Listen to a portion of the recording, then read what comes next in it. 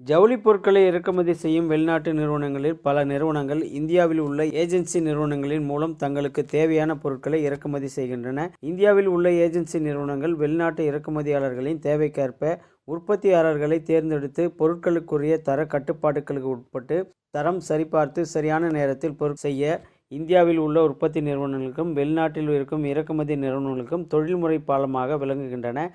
கரூர் ஜவுளி உற்பத்தி மற்றும் ஏற்றுமதியாளர்கள் சங்கத்தின் புதிய முயற்சியாக பையிங் ஏஜென்சி அசோசியேஷன் என்ற அமைப்போடு கலந்து ஆலோசித்து வெளிநாட்டு நிறுவனங்களுக்கு இந்தியாவிலிருந்து ஜவுளி பொருட்களை வாங்கும் 20 ஏஜென்சி நிறுவனங்கள் பிரதிநிதிகள் கரூரில் உள்ள ஜவுளி நிறுவனங்களை பார்வையிட்டனர்.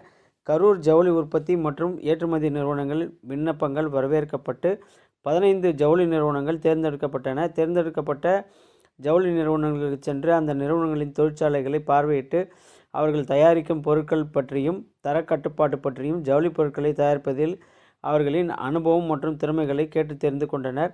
கரூர் தனியார் ஓட்டல் வளாகத்தில் ஏஜென்சி நிறுவனங்களின் பிரதிநிதிகள் மற்றும் இந்த நிகழ்வில் பங்கு கொண்ட ஜவுளி உற்பத்தி நிறுவனங்களின் பிரதிநிதிகளுக்கு கூட்டம் ஏற்பாடு செய்யப்பட்டது. இந்நிகழ்வில் கரூர் ஜவுளி நிறுவனங்களை பற்றி விரிவாக எடுத்து கூறப்பட்டது. பையிங் ஏஜென்ட் அசோசியேஷன் அமைப்பின் பொதுச் செயலாளர் திருமதி தன்யா பாத்தியா அமைப்பை பற்றியும் அதனுடைய செயல்பாடுகள் பற்றியும் எடுத்துரைத்தார். இதில் கரூர் ஜவுளி உற்பத்தியாளர்கள் மற்றும் ஏற்றுமதியாளர்கள் சங்கத்தின் தலைவர் திரு கோபாலகிருஷ்ணன், கௌரவ தலைவர் திரு நாச்சிமுத்து உள்ளிட்டோர் கலந்து கொண்டனர். இதன் மூலம் இதில் பங்கு கொண்ட ஜவுளி உற்பத்தி நிறுவனத்திற்கு ஒரே நேரத்தில் 20 ஏஜென்சிகள் தொடர்பு ஏற்பட்டுள்ளது. ஒவ்வொரு ஏஜென்சியும் வெளிநாட்டில் உள்ள பல நிறுவனங்களோடு வியாபாரம் செய்யும் வாய்ப்புகள் உள்ளது. இந்த வெளிநாட்டு நிறுவனங்கள் மூலம் பங்கு கொண்ட ஜவுளி உற்பத்தி நிறுவனங்களுக்கு இனி வருங்காலங்களில் அதிக உற்பத்தி ஒப்பந்தங்கள் வருவதற்கான வாய்ப்புகள் அதிகமாக உள்ளது. 2030ஆம் வருடம் 25,000 கோடி ஜவுளி வர்த்தகம் என்ற இலக்கை எட்டவும் இது பெரும் வாய்ப்பாக இருக்கும் என ஜவுளி உற்பத்தியாளர்கள் தெரிவித்தனர்.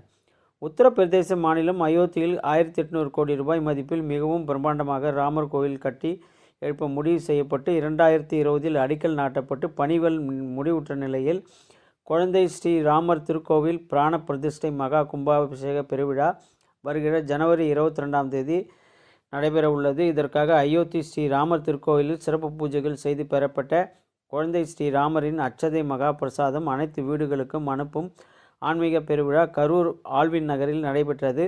இவ்விழாவில் மேகாலயா மாநிலத்தின் முன்னாள் ஆளுநர் திரு சண்முகநாதன் கலந்து கொண்டு சிறப்புரையாற்றினார்.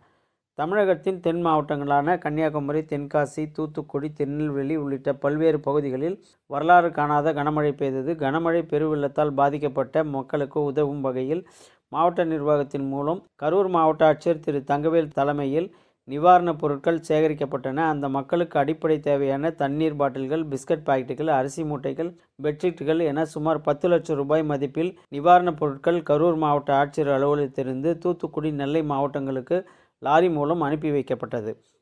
விக்ஷித் பாரத் சங்கல்ப யாத்ரா எனும் நமது லட்சியம் வளர்ச்சி அடைந்த பாரதம் விழிப்புணர்வு நிகழ்ச்சி நாடு முழுவதும் நடைபெற்று வருகிறது. இதன் ஒரு பகுதியாக கரூர் மாவட்டத்தில் தோகைமலை, குளித்தலை, கரூர், கிருஷ்ணராயபுரம், கடவூர், காப்பரமத்தி, தாந்தோன்மலை, அரவக்குறிச்சி ஆகிய 8 ஊராட்சி ஒன்றியங்களில் உள்ள கிராம பகுதிகளில் தொடர்ந்து விழிப்புணர்வு நிகழ்ச்சி நடைபெற்று வருகிறது. இதேபோல் நகரப்பகுதிகள், மாநகர பகுதிகளிலும் நிகழ்ச்சி நடைபெற்று வருகிறது. இதில் வங்கி அதிகாரிகள், அஞ்சலக அதிகாரிகள், வேளாண்மை துறையினர், இந்தியன் ஆயில் நிறுவனம் பங்கேற்று மத்திய அரசின் திட்டங்கள் குறித்து விழிப்புணர்வு ஏற்படுத்தி வருகின்றனர். மத்திய அரசின் திட்டங்கள் குறித்து பொதுமக்கள் அறிந்து கொள்ளும் வகையில் வேன் மூலம் எடுத்து கூறப்பட்டு வருகிறது. மேலும் ட்ரோன் மூலம் பயிர்களுக்கு நானோ யூரியா தெளிப்பது குறித்து மதராஸ் உருவ நிறுவனம் சார்பில் விவசாயிகளுக்கு விழிப்புணர்வு ஏற்படுத்தப்பட்டு வருகிறது. இதேபோல் உஜ்வாலா திட்டத்தின் மூலம் சமையல் எரிவாயு இல்லாத ஏழை எளிய பெண்களுக்கு உடனடியாக விண்ணப்பங்கள் வரவேற்கப்பட்டு கேஸ் சிலிண்டர் இணைப்பு அப்போதே இலவசமாக வழங்கப்பட்டு வருகிறது.